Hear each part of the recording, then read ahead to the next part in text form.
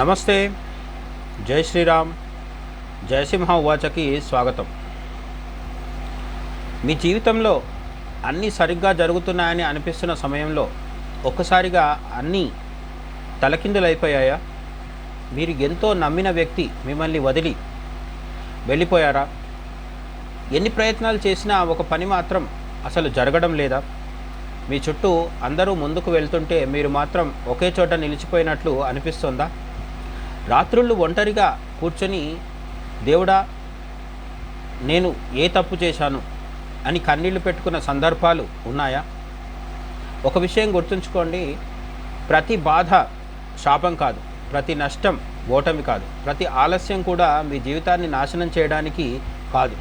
కొన్ని సంఘటనలు మనకు అర్థం కాకపోయినా అవన్నీ మన మంచికే జరుగుతూ ఉంటాయి. కానీ ఆ నిజం మనకు వెంటనే అర్థం కాదు, కాలం గడిచాక మాత్రమే తెలుస్తుంది. ఈరోజు నేను చెప్పబోయే కథ అలాగే దేవుడు మనకు పంపించే 5 అద్భుతమైన సంకేతాలు మీ జీవితాన్ని చూసే కోణాన్ని మార్చేస్తాయి. ఒక రాజు ఉండేవాడు. అతనికి వేట అంటే చాలా ఇష్టం. ఒకరోజు తన సైనికులతో మంత్రితో కలిసి అడవికి వేటకు వెళ్ళాడు. ఉత్సాహంగా వేటాడుతుండగా అనుకోకుండా తన కత్తి జారి అతని బొటనవేలు పైన పడడంతో పూర్తిగా ఆ బొటనవేలు కోసుకుపోయింది. భయంకరమైన నొప్పితో రాజు అరుస్తున్నాడు. సైనికులంతా ఆందోళన చెందుతున్నారు. అప్పుడే పక్కనే ఉన్న మంత్రి ప్రశాంతంగా ఒక మాట అన్నాడు. మహారాజా, ఏది జరిగినా మన మంచికే జరుగుతుంది. రాజుకు ఆ మాట వినగానే కోపం తారాస్థాయికి చేరింది. నా వేలు పోయింది, దీనిలో నీకు మంచి కనిపిస్తోందా అని గట్టిగా అరిచాడు. మంత్రి మాత్రం చిరునవ్వుతో, అవును మహారాజా, ఇప్పుడు అది మీకు అర్థం కాకపోవచ్చు, కానీ ఒకరోజు తప్పకుండా అర్థమవుతుంది అన్నాడు. రాజు కోపంతో మంత్రిని వెంటనే జైలులో వేయించాడు. కొన్ని రోజుల తర్వాత రాజు మళ్ళీ వేటకు వెళ్ళాడు. ఈసారి సైనికులకు దూరంగా వెళ్ళి ఒంటరిగా అడవిలో తిరుగుతుండగా కొందరు ఆదివాసులు అతన్ని పట్టుకున్నారు. ఆ రోజు వారి దేవతకు నరబలి ఇవ్వాల్సిన రోజు. రాజుని కట్టేసి బలిపీఠం దగ్గరకు తీసుకువెళ్లారు. అన్ని ఏర్పాట్లు పూర్తయ్యాయి. చివరి క్షణంలో ఒక పెద్ద మనిషి రాజు చేతిని పట్టుకొని చూశాడు. అతని బొటనవేలు లేదు. వెంటనే అన్నాడు, ఈ శరీరంలో లోపం ఉంది, దేవతకు ఇలాంటి బలి పనికిరాదు, ఇతన్ని వదిలేయండి అని చెప్పాడు. రాజు ప్రాణాలతో బయటపడ్డాడు. అడవి నుంచి బయటకు వచ్చిన వెంటనే తనకు మంత్రి చెప్పిన మాట గుర్తొచ్చింది. ఏది జరిగినా మన మంచికే జరుగుతుంది. అప్పుడు రాజు కళ్ళల్లో నీళ్లు వచ్చాయి. వెంటనే జైలుకు వెళ్ళి మంత్రిని విడుదల చేశాడు. నన్ను క్షమించు, నువ్వు చెప్పింది నిజమే అన్నాడు. అప్పుడు మంత్రి చిరునవ్వుతో మరో మాట చెప్పాడు. మహారాజా, మీరు నన్ను జైల్లో వేయడం కూడా నా మంచికే జరిగింది. అది విని రాజు ఆశ్చర్యపోయాడు. అదిలా అని ప్రశ్నించాడు. మంత్రి సమాధానం ఇలా ఇచ్చాడు. నేను మీతో అడవికి వచ్చి ఉంటే మీ బొటనవేలు లేదు కాబట్టి మిమ్మల్ని వదిలేసేవారు. కానీ నేను మాత్రం సంపూర్ణ శరీరంతో ఉన్నాను కాబట్టి నన్నే బలిగా ఇచ్చేవారు. అప్పుడు రాజుకు మరోసారి అసలు విషయం అర్థమైంది. మనకు చెడుగా అనిపించిన ప్రతి సంఘటన నిజానికి మనల్ని కాపాడటానికే జరిగి ఉండొచ్చు. అంతేకాదు, మన జీవితంలో కూడా ఇలాగే ఎన్నో సంఘటనలు జరుగుతుంటాయి. అప్పుడు మనం దేవుడిని తప్పుపడతాం. నాకే ఎందుకు ఇలా జరుగుతోంది అని అడుగుతాం, ఆక్రోశిస్తాం. కానీ దేవుడు మాత్రం ఇప్పుడే నీకు అర్థం కాదు, కొంతకాలం తర్వాత తెలుస్తుంది అని నిశ్శబ్దంగా చూస్తూ ఉంటాడు. ఇప్పుడు దేవుడు మన జీవితంలో పంపించే 5 ముఖ్యమైన సంకేతాల గురించి తెలుసుకుందాం. మొదటి సంకేతం, అనుకోకుండా కొందరు మన జీవితంలో నుంచి వెళ్ళిపోవడం. ఇది చాలామందికి జీవితంలో ఎదురయ్యే సంఘటన. ఎంతో ప్రేమించిన వ్యక్తి, ఎంతో నమ్మిన స్నేహితుడు, ఏళ్ల తరబడి మనతో ఉన్న మనిషి ఒక్కసారిగా మన జీవితంలో నుంచి వెళ్ళిపోతారు. ఆ సమయంలో మన గుండె పగిలిపోతుంది. నేను చేసిన తప్పేంటి అని మనల్ని మనమే నిందించుకుంటాం. కానీ ఒకసారి ఆలోచించండి, మీరు పట్టుకొని ఉంచాలనుకున్న వ్యక్తిని దేవుడు మీ చేతుల నుంచి ఎందుకు తీసుకెళ్ళాడు? కొన్ని సంబంధాలు జీవితాంతం ఉండటానికి రావు.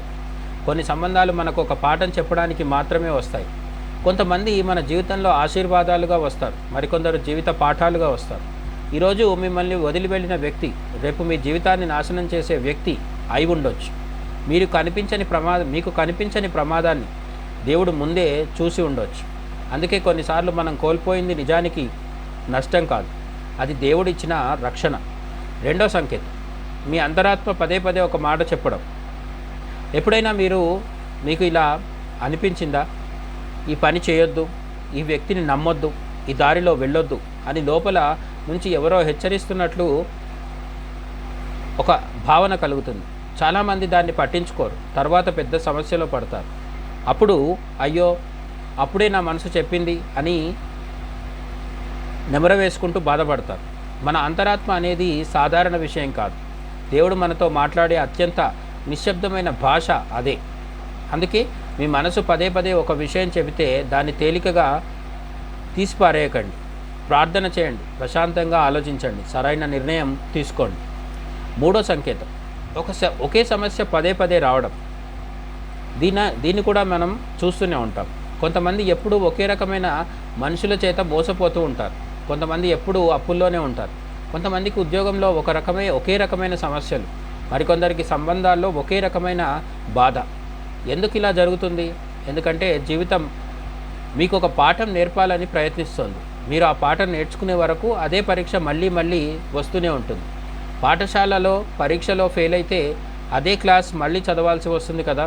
జీవితం కూడా అలాగే ఉంటుంది. పాఠం నేర్చుకుంటే పరీక్ష ఆగిపోతుంది. పాఠం నేర్చుకోకపోతే సమస్య మాత్రం రూపం మార్చుకొని మళ్ళీ మళ్ళీ వస్తుంది. అందుకే ఎందుకు నాకే ఇలా జరుగుతోంది అని అడగడం మానేసి ఈ సంఘటన నాకు ఏం నేర్పిస్తోంది అని అడగండి. మీ జీవితం మారిపోతుంది. నాలుగో సంకేతం, ఒక్కసారిగా చాలా సమస్యలు రావడం. ఒకేసారి ఆరోగ్య సమస్య, డబ్బు సమస్య, కుటుంబ సమస్య, ఉద్యోగ సమస్య, మనసుకు ప్రశాంతత లేకపోవడం అన్నీ కలిసి వచ్చినప్పుడు దేవుడు నన్ను వదిలేశాడు అని చాలామంది అనుకుంటుంటారు. కానీ నిజానికి దేవుడు మిమ్మల్ని వదిలేయలేదు, మిమ్మల్ని మార్చాలని ప్రయత్నిస్తున్నాడు. బంగారం మంటలో కాలితేనే స్వచ్ఛంగా మారుతుంది. వజ్రం ఒత్తిడిని తట్టుకుంటేనే వజ్రంగా బలంగా మారుతుంది. అలాగే మనిషి కూడా కష్టాలను ఎదుర్కొంటేనే బలంగా మారుతాడు. కొన్నిసార్లు దేవుడు మన సౌకర్యాన్ని తీసేస్తాడు, ఎందుకంటే మన సామర్థ్యాన్ని బయటకు తీసుకురావాలి. కాబట్టి కష్టాలు వచ్చినప్పుడు భయపడకండి. ఈ కష్టాల వెనుక దేవుడి ఉద్దేశం ఏమిటి అని ఆలోచించండి. ఐదో సంకేతం, జీవితాన్ని పూర్తిగా మార్చుకోవాలనే బలమైన కోరిక ఒకరోజు అకస్మాత్తుగా ఇక చాలు, ఇక నుంచి కొత్త జీవితం మొదలు పెడతాను, చెడు అలవాట్లన్నీ మానేస్తాను, ఉదయం త్వరగా లేస్తాను, దేవుడిని ప్రార్థిస్తాను, నా తల్లిదండ్రులను సంతోషపెడతాను, నా జీవితాన్ని వృధా చేయను అనే బలమైన నిర్ణయం వస్తుంది. అది కేవలం ఒక ఆలోచన మాత్రమే కాదు, అది దేవుడు మీ హృదయంలో వెలిగించిన కొత్త దీపం. ఆ దీపాన్ని ఆరిపోనివ్వకండి, ఆ నిర్ణయాన్ని వాయిదా వేయకండి, ఎందుకంటే మీ జీవితాన్ని మార్చే అవకాశం ప్రతిరోజు రాదు. మనం దేవుణ్ణి ఎక్కువగా గుర్తు చేసేది ఎప్పుడో తెలుసా? కష్టాల్లో ఉన్నప్పుడు. కానీ నిజానికి కష్టాలే మనల్ని దేవుడికి దగ్గర చేస్తాయి.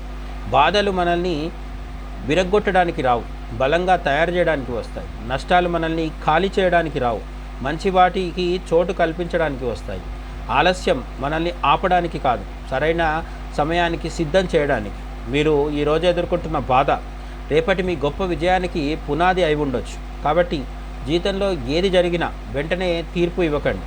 ఈరోజు మీరు ఏడుస్తున్న కారణమే రేపు మీరు దేవుడికి కృతజ్ఞతలు చెప్పే కారణం కావచ్చు. ఈరోజు మూసుకుపోయిన తలుపే రేపు మరింత గొప్ప అవకాశానికి దారితీసే మార్గం కావచ్చు. గుర్తుంచుకోండి, దేవుడు ఎప్పుడూ ఆలస్యం చేయడు. మనకు సరైన సమయం వచ్చే వరకు మాత్రమే వేచి చూస్తాడు.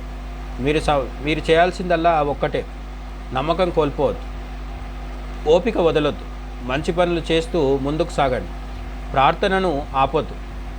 ఎందుకంటే ఈరోజు మీకు అర్థం కాకపోయినా ప్రతి సంఘటన రేపు మీ జీవితంలో జరిగే అత్యుత్తమ విషయంగా అనిపించే రోజు తప్పకుండా వస్తుంది. అప్పుడు మీరు కూడా ఆ రాజులాగే చిరునవ్వుతో ఒక మాట చెబుతారు, నిజంగానే ఏది జరిగినా మన మంచికే జరుగుతోంది. మీ ఒపీనియన్ని కామెంట్స్లో చెప్పండి. మరో వీడియోతో కలుద్దాం. జై హింద్.